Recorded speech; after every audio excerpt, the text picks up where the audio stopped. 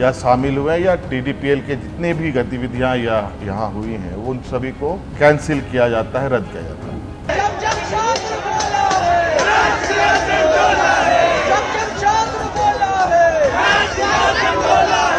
जंतर मंतर के बाद झारखंड में छात्रों को बड़ी जीत मिली है। करीब 24 दिनों के आंदोलन के बाद 17 अगस्त को आंदोलन कर रहे छात्रों के हक में सरकार ने फैसला सुनाया, जिसके लिए पिछले कई दिनों से वो सड़कों पर संघर्ष कर रहे थे।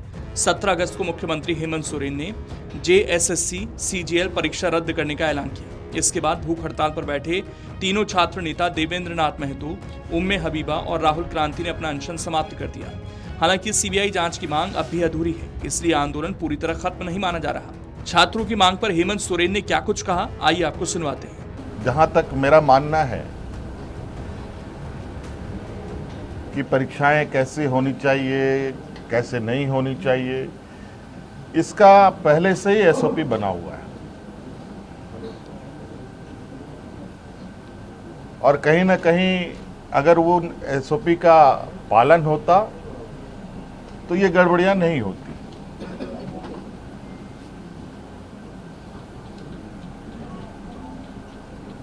क्योंकि एसओपी में ही इतने कड़े प्रावधान हैं और इतने बेहतर तरीके से परीक्षा लेने का व्यवस्था है, लेकिन फिर भी हम उस रिफॉर्म्स में कुछ और बेहतर करने के चूंकि इतनी बातें आई हैं तो बहुत सारी बातें बात बात में आती भी हैं, अच्छे सुझाव भी आते हैं,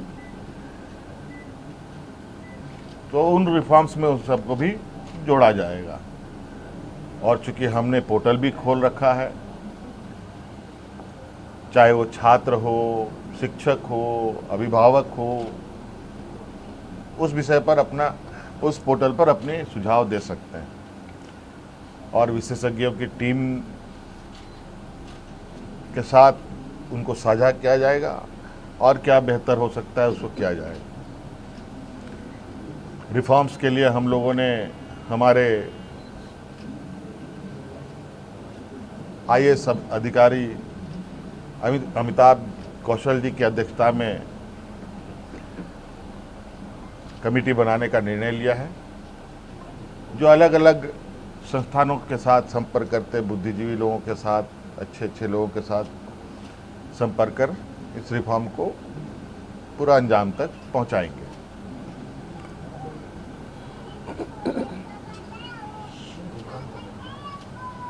दूसरी बात, जेपीएससी का जो 14वीं जेपीएससी की बात है, मुझे लगता है कि हमारे माननीय मंत्रीगणों के टीम के साथ बैठने के दौरान ही वो चीज़ें सुलझ गई थी। बैकलॉग की भी बात सुलझ गई थी और कई जगह पर लोग नियुक्त भी हुए हैं। उसको लेकर छात्रों के तरफ से भी और मंत्रीगणों की तरफ से भी कोई कंक्लूजन पर नहीं पहुंच पाए। आज इस विषय को पटाक्षेप करने के लिए हम लोगों ने कैबिनेट की विशेष बैठक की। इस बैठक में उन सभी चीज़ों का समाधान निकालते हुए हम लोगों ने निर्णय लिया है कि टीडीपीएल द्वारा किए गए परीक्षाएं, टीडीपीएल के द्वारा प्रकाशित रिजल्ट और टीडीपीएल द्वारा जो भी अभ्यर्थी चुने गए हैं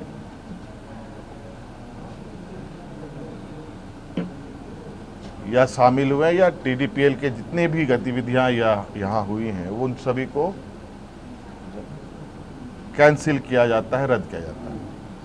आंदोलन की शुरुआत जुलाई के आखिरी हफ्ते में हुई थी। हजारों अभ्यर्थी जयपाल सिंह मुंडा स्टेडियम में जुटकर धरने पर बैठ गए और जेपीएससी की 14वीं प्रारंभिक परीक्षा तथा जेएसएससी सीजीएल परीक्षा में पेपर लीक और गड़बड़ी के आरोप लगाए। इस पूरे आंदोलन की खास बात यह रही कि इसे किसी एक राजनीतिक दल का मंच नहीं बनने दिया गया।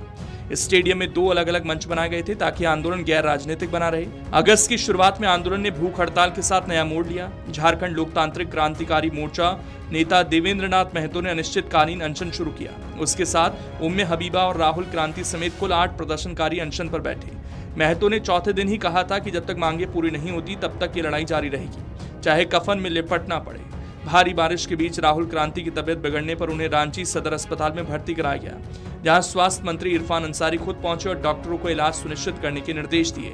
9 अगस्त को सरकार और छात्रों के बीच मैराथन बातचीत हुई। सरकार ने 14वीं जेपीएससी प्रारंभिक परीक्षा और 2023 से 2025 की बैकलॉग परीक्षाएं रद्द की और तीनों जेपीएससी सदस्यों ने इस्तीफा दे दिया। मंत्री सुदेवय कुमार ने इसे 98% मांगे मानने का दावा बताया, लेकिन जेएसएससी सीजीएल रद्द करने और सीबीआई जांच की मांग उस वक्त ठुकरा दी गई थी। इस आंशिक फैसले से नाराज छात्रों ने 10 अगस्त को विधानसभा तक मार्च निकाला। पुलिस ने वाटर कैनन, आंसू गैस और लाठीचार्ज का इस्तेमाल भी किया। इस दौरान देवेंद्र महतो की तबीयत अचानक से बिगड़ गई। ब्लड शुगर तेजी से गिरा और उन्हें स्ट्रेचर पर अस्पताल ले जाना पड़ा। उनके सहयोगी ने आरोप लगाया कि लाठीचार्ज में उन्हें चोट भी आई। इस झड़प में कई पुलिसकर्मी और छात्र घायल हुए। इस घटना ने राजनीतिक पारा भी चढ़ा दिया। अगले दिन यानी 11 अगस्त को बीजेपी ने राज्यव्यापी बंद बुलाया।